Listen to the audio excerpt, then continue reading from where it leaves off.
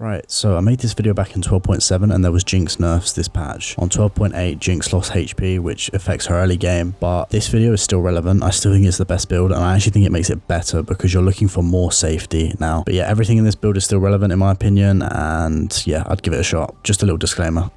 Yo guys, so I wanted to make a video on the big 12.7 patch and how I think it's affected Jinx's builds, and one of the builds that I'm running in soloQ right now, which I think is underrated. So Jinx in her current state is like seriously strong. She's by far the best ADC in a vast majority of games. However, I do believe that the indirect nerfs to things like Galeforce have impacted Jinx a lot, and we're starting to see some new build paths appear up, such as Kraken Slayer, the revert back to Kraken Slayer I think a lot of pro players are doing, and also people like Shogo have been doing in soloQ instead of taking Galeforce, and I believe that Bloodthirster second is a viable item on Jinx right now. So let me explain why I think this.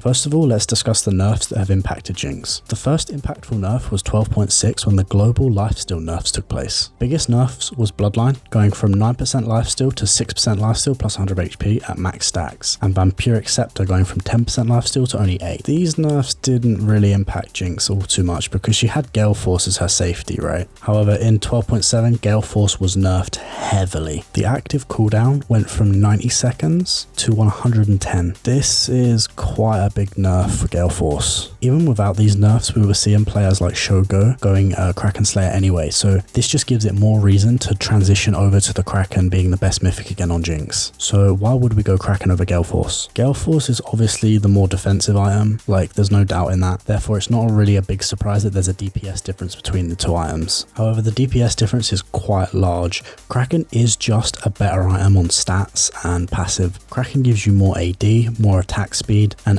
AD scaling true damage on every third auto, as well as 10% attack speed additional from every item completion. It's just the better item based on stats. Everyone knows this isn't groundbreaking, but people don't question as to why we were actually building Galeforce. The Galeforce dash is what we were building it for. We were building it for the safety. Therefore, you might ask yourself, now that there's been a massive nerf to the cooldown on this, is it better to seek safety in other items and other build paths? I believe so, and I believe where you find that safety is building Bloodthirster second. You might say, well, because you're building Bloodthirster second, you're lacking attack speed, and that's what I'm saying. Yes, this build does lack attack speed due to skipping the attack speed item second. However, Kraken Slayer helps you make up for the lack of attack speed with the mythic passive. And although pros aren't picking Bloodthirster second, they are reverting back to Kraken. There's been a wave of pro players picking Kraken instead of Galeforce right now, and I think if you can take anything from this guide, I think that picking Kraken over Galeforce, especially below Masters Plus, will increase your win rate. And you might say, well, we're still lacking attack speed, right? Like we're only getting 10% once we complete our item, and I can completely see this. This is where alacrity comes in. I believe that when you take Bloodthirster second, it allows you to avoid taking Bloodline and instead take alacrity for the attack speed. If we compare the two builds, granted the Kraken Bloodthirster second build does take longer by 800 gold to get to, the results are quite crazy. So assuming we go Galeforce, firecannon, Bloodline, we get 55% attack speed from those items from Galeforce and firecannon. Whereas if we swap Bloodline for alacrity and go Kraken and BT instead, granted it is 800 gold more expensive, we'll end up with 53% attack speed from that combo because we get 10% from the completion of Bloodthirster and 18% from alacrity, as well as the extra 5% we get from the difference between Galeforce and Kraken Slayer. So now that we've kind of solved the attack speed issue, why Bloodthirster? Bloodthirster was not impacted by the global lifesteal nerfs. Its Vampiric Scepter was, however, it still sits at a hefty 20%, which is an insane amount of lifesteal. This lifesteal lets you trade a bit more aggressively with champs when poking because you regen so quickly from just one or two items, making it really forgiving and easy to gain value out of. You will be getting this item around levels 9 to 11, which it will give you about a 226 shield just from baseline. To understand this dynamic a bit better, it's probably good to go into the DPS of each build. So I ran 2 builds and 2 different tests for DPS on target dummies, and I used this room page just swapping out alacrity with Bloodline.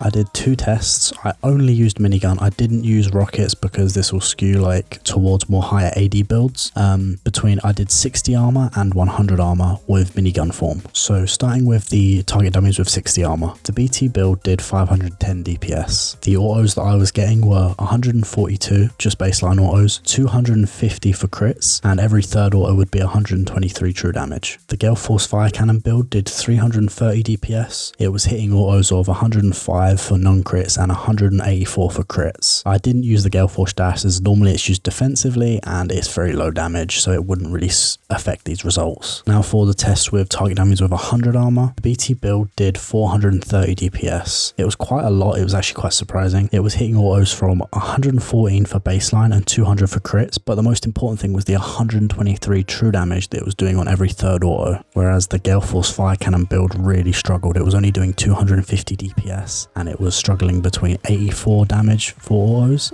and 147 for crits. Whilst we're on it, I should probably cover the W and R damage comparison. These tests were run on target damage with 60 armor. With the BT build, the W did 297 damage, nearly 300 damage on just a W. The R did 372 to a full HP target. Whereas with the Galeforce build, the W only did 237 damage and the R did 321 to a full HP target. The BT build obviously wins here, and it dealt 60 more damage per W and 50 damage on the ult. You might not think much of these numbers, but normally when I'm fighting, I use a W to start the fight and I use a W in the fight. So if I use 2 Ws in a fight towards the beginning and the end, 120 damage is quite a lot. It's going to make the difference in a fight, and having 50 extra damage on your ult just makes your ult more lethal. Considering we're seeking safety in this item, the lifesteal numbers really matter. I ran this test on a target W with 60 armor, which is basically what the average enemy will have. So you're hitting between 142 to 250 with minigun autos.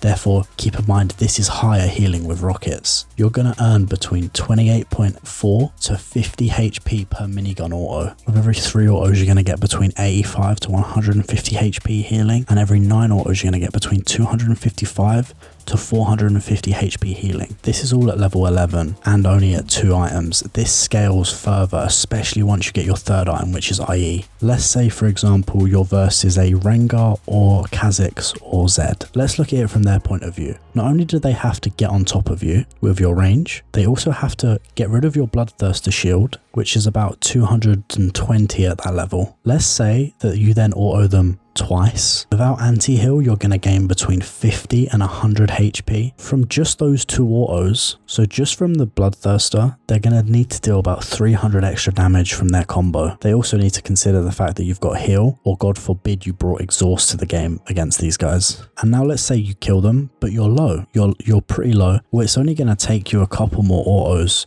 to heal up, even if you're hitting the wave or just tapping people at max range of rockets. You're going to start gaining HP back very quickly. After a few autos against something healing you up with this 20% lifesteal, all of a sudden you're back in the fight and you're a big threat again. This is why I think this item is great for seeking safety in second. You're not going to want to build this every game, but I do think it's a very viable option if you're wanting to stay safe and deal damage. From my experience playing it, I've had great success with it, especially against assassins. If the enemy has 1 or 2 assassins, this is great for them because they really struggle to kill you with it, especially if you have exhaust. As soon as they dive in, they get exhausted, they have to go through your shield, and you're healing up like a fucking madman because you're just autoing them down, especially with Kraken as well. This build did actually have a couple games played, but we then transitioned into the Galeforce firecannon meta and it kind of got forgotten about. Normally people would run this build with Galeforce and Bloodthirster, but it kind of faded out of obscurity. Yeah, but anyway, I would love to see you guys give this a try. Comment something random in the comments again, like fucking banana if you watched this whole way through. I'd say give it a good try. Gave me great success in soloQ, and I hope the best. Thanks for watching.